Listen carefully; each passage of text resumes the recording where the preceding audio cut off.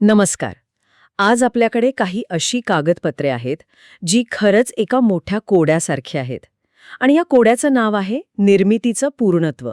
म्हणजे हे विश्व, हे जग, याची निर्मिती का झाली आणि या सगळ्याचा शेवटचा उद्देश काय आहे, याबद्दलची ही एक वेगळीच थिअरी आहे.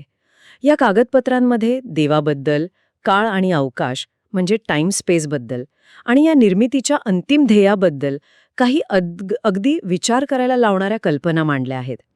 तर आजच्या चर्चेचं आपलं ध्येय हेच आहे की या कोड्याचे तुकडे एक एक करून जोडायचे आणि त्यातून काय चित्र तयार होते हे पाहायचे. या कोड्याचा पहिला आणि कदाचित सगळ्यात अवघड तुकडा आहे देव आणि काळाचं नातं. चला तो सोडवायला सुरुवात करूया. या स्रोतानुसार देवाने काळाची निर्मिती केली, पण तो स्वतः काळाच्या बंधनात नाही. हे ऐकायला खूप सोपं वाटतं, पण याचा नेमका अर्थ काय होतो? आ, ह्याचा अर्थ खूप खोल आहे. याची कल्पना अशी करा की आपण एका पुस्तकातील पात्र आहोत. आपण फक्त पान दर पान पुढे जाऊ शकतो. आपल्याला पुढच्या पानावर काय आहे हे माहीत नसतं आणि मागचं पान आपण फक्त आठवू शकतो, बरोबर? हो, बरोबर. पण त्या पुस्तकाचा लेखक तो संपूर्ण पुस्तक एकाच वेळी पाहू शकतो, सुरुवात, मध्य आणि शेवट. त्याच्यासाठी सगळं काही आत्ता आहे, वर्तमान काळात. वा, काय उदाहरण आहे.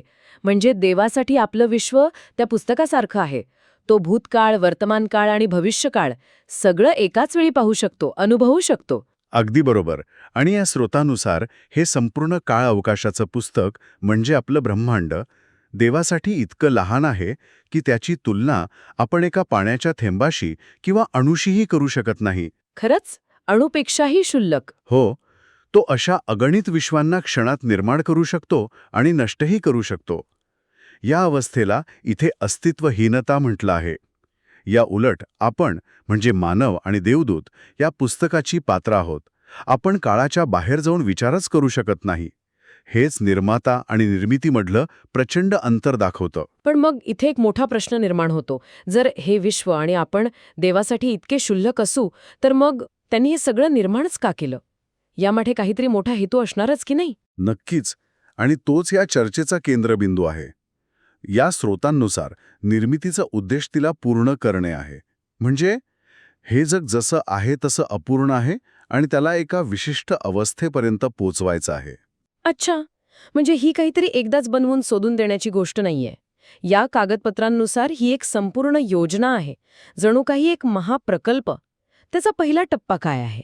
या महाप्रकल्पाचा पहिला टप्पा आहे पाया रचणे. देवाने काळावकाश निर्माण केला आणि त्यात मानव आणि देवदूतांसारख्या जीवांना स्थान दिलं आणि त्यांना दिली स्वतंत्र इच्छाशक्ती, म्हणजे स्वतःचे निर्णय स्वतः घेण्याची क्षमता. ठीक आहे, पाया रचला गेला. मग दुसरा टप्पा काय? कारण मला वाटतंय इथेच गोष्टी रंजक व्हायला लागतात. दुसरा टप्पा तो धक्कादायक आहे. या योजनेनुसार देव स्वतः या काळ अवकाशात, या पुस्तकात एक पात्र बनून प्रवेश करतो. तो एक निर्मित वस्तू बनतो. एक मिनिट थांबा, एक मिनिट. जर देव काळाच्या पलीकडे आहे, सर्वशक्तिमान आहे, तर त्याला स्वतः एक निर्मित वस्तू बनण्याची गरजच का आहे? तो हे सगळं बाहेरून का नाही करू शकत? या काचं उत्तर आहे का या कागदपत्रांमध्ये? हो, आणि तेच या योजनेचं रहस्य आहे. तिसरा टप्पा याचं उत्तर देतो. देवाने एक निर्मित वस्तू बनण्यामागचा उद्देश हा आहे की इतर निर्मित वस्तूंनी म्हणजे मानव आणि देवदूतांनी त्याला निर्माता म्हणून नाही, तर आपल्यापैकीच एक म्हणून पाहावं. जेव्हा ते त्याला एका निर्मित वस्तूच्या रूपात पाहतील, तेव्हाच ते त्याच्यावर भीतीपोटी किंवा कर्तव्यापोटी नाही, तर खऱ्या अर्थाने मुक्तपणे प्रेम करू शकतील. अच्छा, म्हणजे हे नातं बदलण्यासाठी आहे, एका राजा आणि प्रजेच्या नात्याऐवजी एका कुटुंबातील सदस्यांसारखं नातं तयार करण्यासाठी. पण ह्या प्रेमामुळे काय साध्य होणार आहे? आणि तोच चौथा आणि पाचवा टप्पा आहे. जेव्हा हे जीव देवावर खऱ्या अर्थाने प्रेम करू लागतील, तेव्हा त्यांच्यामधून पाप करण्याची शक्यताच काढून टाकली जाईल. शक्यताच. हो, भीती किंवा शिक्षा यामुळे नाही, तर प्रेमामुळे. आणि ज्या क्षणी संपूर्ण काळ अवकाशातून पापाची शक्यता नाहीशी होईल, तेव्हा ही निर्मिती पूर्ण होईल. तो या प्रकल्पाचा शेवटचा टप्पा असेल. हे अविश्वसनीय आहे. म्हणजे अंतिम ध्येय हे नियम पाळणारं जग नाही, तर पापाची शक्यताच नसलेलं जग आहे, जे देवाला मुक्तपणे प्रेम करणाऱ्या जीवांनी भरलेलं असेल. पण हे ध्येय साध्य कसं होणार? नक्कीच या योजनेत कोणीतरी मुख्य पात्र असेल, नाही का? हो, मला वाटतं इथेच देवाचा दुसरा अवताराची गोष्ट येते. बरोबर. या प्रक्रियेतील केंद्रस्थानी आहे देवाचा दुसरा अवतार. या स्रोतांनुसार हाच तो निर्माता देव आहे जो स्वतः एक निर्मित वस्तू बनण्याचा निर्णय घेतो. पण हे करण्यासाठी त्याला एक मोठी गोष्ट करावी लागते. ती कोणती? त्याला काळा अवकाशावरील आपला मालकी हक्क सोडून द्यावा लागतो. तो निर्माता म्हणून असलेले आपले सर्व हक्क तात्पुरते बाजूला ठेवतो, जेणेकरून तो एका सामान्य निर्मित वस्तूच्या रूपात या जगात प्रवेश करू शकेल. हे खूप मोठं पाऊल वाटतंय. जणू काही राजा स्वतःचं आपलं राज्य सोडून देतोय. पण का? परत मिळवण्यासाठी. अगदी तसंच तो आपला हक्क सोडून देतो, जेणेकरून तो एक निर्मित वस्तू म्हणून नियमानुसार तो हक्क वारसा म्हणून परत मिळू शकेल. आणि इथेच या संपूर्ण योजनेतील सर्वात महत्त्वाच्या गोष्टीचा प्रवेश होतो, क्रूज. म्हणजे ही केवळ इतिहासातील एक घटना नाही, तर या वास्तवाच्या रचनेतील एक महत्त्वाचा भाग आहे. जणू काही या महाप्रकल्पाचं इंजिन. तुम्ही अचूक शब्द वापरलात. या ग्रंथानुसार क्रूज ही एक अशी यंत्रणा आहे जी एकाच वेळी 3 गोष्टी करते. पहिली, ती देवाचं प्रेम आणि न्याय एकाच वेळी सिद्ध करते. दुसरी, ती निर्मित वस्तूंच्या स्वतंत्र इच्छाशक्तीला पूर्ण करते, म्हणजे त्यांना एक स्पष्ट निवड करण्याची संधी देते. आणि तिसरी, ती पापाला काळ अवकाशातून कायमचं काढून टाकण्याची प्रक्रिया सुरू करते. ठीक आहे, म्हणजे क्रूज हा टर्निंग पॉइंट आहे. यानंतर काय होतं? कारण या स्रोतांमध्ये यानंतरच्या घटनांचा एक क्रम दिला आहे, जो खूपच तपशीलवार आहे ना? हो, आणि तो क्रम खूपच आकर्षक आहे. जेव्हा क्रूसामुळे देवाचं प्रेम आणि न्याय सिद्ध होतात, तेव्हा निर्मित वस्तूंच्या मनातील देवाविषयीची भीती आणि शंका नाहीशी होते. ते त्याच्यावर मुक्तपणे प्रेम करू लागतात. त्यांच्या स्वतंत्र इच्छाशक्तीला एक योग्य दिशा मिळते. यानंतर एका मोठ्या प्रक्रियेची सुरुवात होते, ज्याला महान प्रायश्चित्त म्हटलं आहे. प्रायश्चित्त हा शब्द खूप महत्वाचा वाटतोय. या संदर्भात त्याचा नेमका अर्थ काय आहे? हे कोणासाठी आणि कशासाठी आहे? या स्रोतांनुसार हे प्रायश्चित्त म्हणजे पापाचे परिणाम दुरुस्त करण्याची प्रक्रिया आहे. निर्मितीवर पापाचा जो डाग लागला आहे तो धुवून काढण्याची ही एक वैश्विक प्रक्रिया आहे. ही पूर्ण झाल्यावर 1000 वर्षांच्या राज्याची सुरुवात होते. 1000 वर्षांचं राज्य ही एक वेगळीच संकल्पना आहे. याचा उद्देश काय? हे राज्य म्हणजे एक प्रकारचं संक्रमणाचा काळ आहे. पापाच्या शक्यतेच्या जगातून पापाची शक्यता नसलेल्या जगात जाण्यासाठीचा हा एक टप्पा आहे. पण या 1000 वर्षांच्या शेवटी एक शेवटची परीक्षा येते. एक अंतिम मोह येतो. हे तपासण्यासाठी की निर्मित वस्तूंची निवड पक्की आहे की नाही. आणि या शेवटच्या परीक्षेनंतर काय?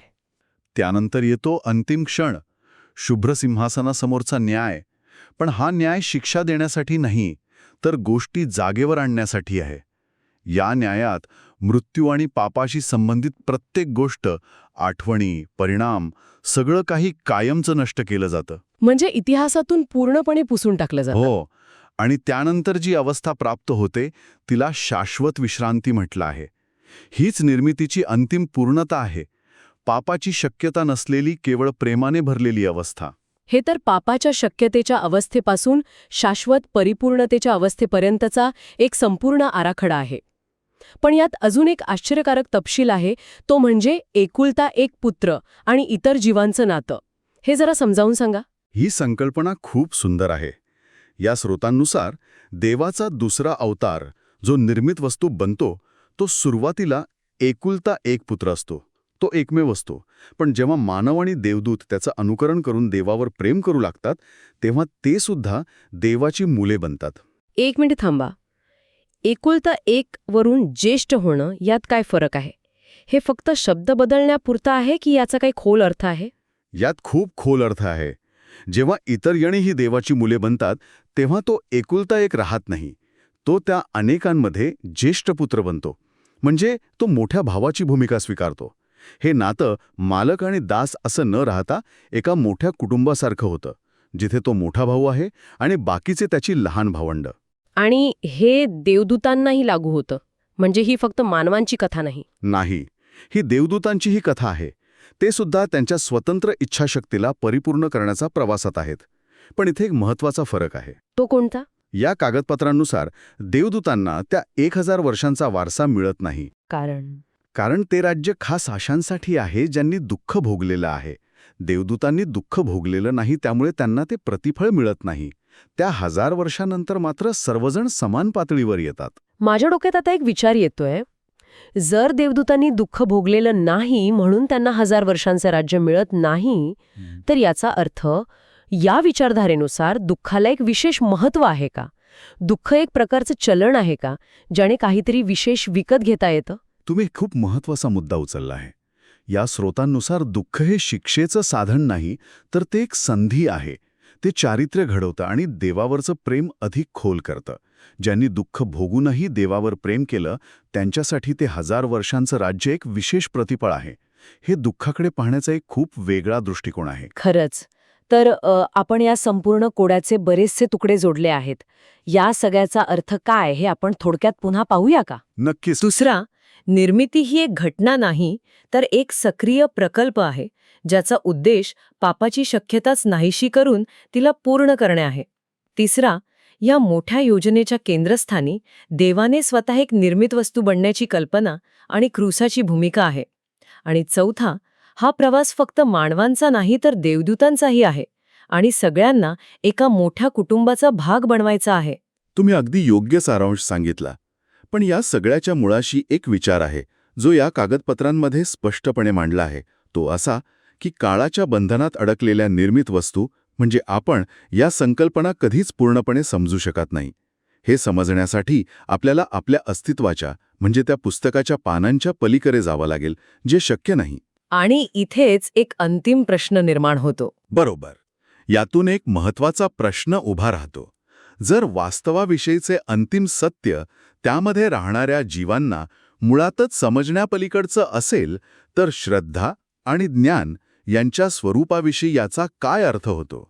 आपण जे जाणतो असा दावा करतो ते खरंच किती मर्यादित आहे? हा विचार ऐकणाऱ्यांनी करावा.